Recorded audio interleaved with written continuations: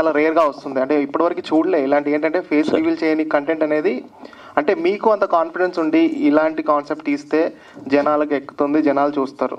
So ఇందులో అంటే ఏంటి అంత పాయింట్? అంటే మీరు ఒక లైన్ అనుకున్నారని చెప్పారు కదా, ఆ లైన్ మీదనే సినిమా తీశారు. మీరు అనుకున్న బడ్జెట్ అలానే మీరు అనుకున్న స్టోరీ అదంతా కరెక్ట్గా వచ్చిందంటారా ఇప్పటివరకు? సార్ నేను అనుకున్నంత వరకు అయితే నేను కరెక్ట్గా చేయగలిగాను సార్. రిజల్ట్ ఏంటనేది అంటే ఇప్పుడు ప్రేక్షకుల మీద ఆధారపడి ఉంటుంది. బట్ నా వరకు నేనేం రాసుకున్నానో అది సినిమాకి ప్రాణం పోసిన శేఖర్ చంద్ర గారికి, డిఓపి రాహుల్ శ్రీవాస్తవ్ గారికి ఫస్ట్ ఆఫ్ ఆల్ వాళ్ళకి నేను థ్యాంక్స్ చెప్పాలి.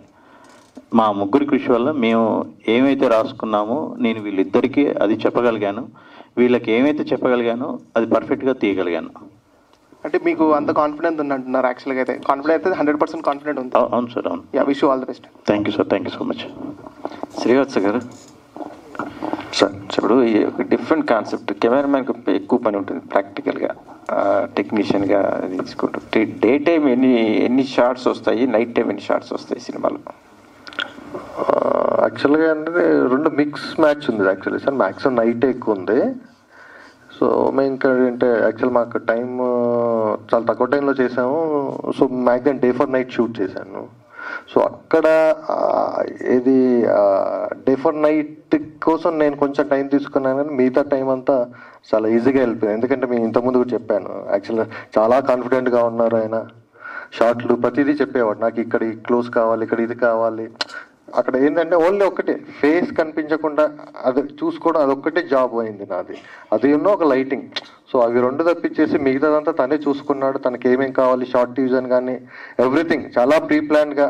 అది కూడా 1 monthలో తను నాకు ఐడియా చెప్పినాక విత్ ఇన్ 1 monthలో మేము షూట్కి వెళ్ళిపోయాం. సో మిగతా ప్రీ ప్రొడక్షన్ కూడా కంప్లీట్ తనే చేసుకున్నాడు అనమాట. సో ఇక్కడ ఏంటంటే అదే అంటున్నాను, నాకు పెద్ద టఫ్ జాబ్ లాగా అనిపించలేదు. బట్ హ్యాపీగా వర్క్ చేసాం. బికాస్ అంటే ఒక అండర్స్టాండింగ్ ఉంది. తను నన్ను నమ్మాడు, నేను తను నమ్మాను. సో హ్యాపీగా కూల్గా వెళ్ళిపోయాం. ఎక్కడ డిస్టర్బెన్స్ కూడా అవ్వలేదు. With in the short time మేము ఒక మంచి ప్రోడక్ట్ని డెలివర్ చేసాము.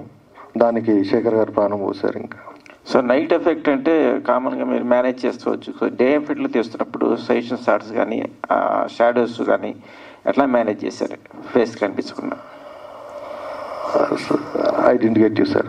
అదే డే టైంలో చేసేటప్పుడు ఈ షార్ట్స్వి కంపోజ్ చేసేటప్పుడు షార్ట్స్ అన్ని నైట్ అంటే డార్క్ ఉంటుందండి, బ్లాక్ ఉంటాయి, మన లైటింగ్ వాడుకోకపోయినా వెళ్ళిపోతుంది నైట్ ఎఫెక్ట్ అని.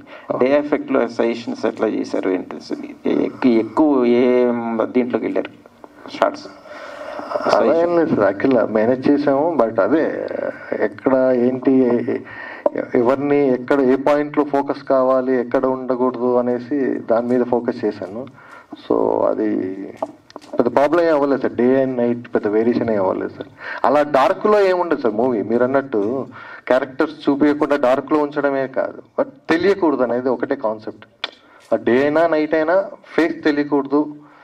అది ఫేస్ ఫీచర్స్, ఐస్, నోస్, ఇవి ఆ డాట్స్ వాడుకుంటూ so exact full figure reveal అవ్వకుండా మేనేజ్ చేసామని. Thank you sir. Shivaprasad garu, అంటే